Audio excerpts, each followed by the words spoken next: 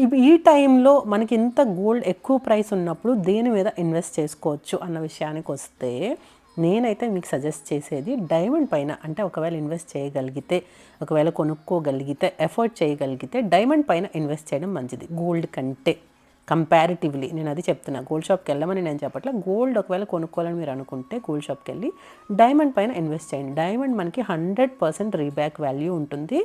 అలాగే మనకి quality wise అంటే అన్నీ చూసుకొని మనం డైమండ్ కొనుక్కోగలిగితే 100% రీబ్యాక్ వాల్యూ ఉంటుంది. మనకి అక్కడ మైనస్ అయ్యేది ఏంటంటే మేకింగ్ ఛార్జెస్ అండ్ జిఎస్టీ మనకు ఉంటుంది. ఒకవేళ కొనుక్కోవాలి అని అనుకుంటే రిమైనింగ్ అంతా మనకి డైమండ్ పైన వాల్యూ ఇంక్రీజ్ అవుతుంది. మనకి డైమండ్ అంటే లాంగ్ టర్మ్ మీరు తీసుకొని డైమండ్ మీద ఇన్వెస్ట్ చేసి లాంగ్ టర్మ్ మన దగ్గర ఉంచి మళ్ళీ మనం రీసేల్ చేస్తాము అనుకుంటే చాలా అంటే చాలా ప్రాఫిట్ ఉంటుంది. ఎందుకంటే 25% ఆఫ్ ద వాల్యూ ఇంక్రీజ్ అవుతుంది ఎవ్రీ 5 years కంట.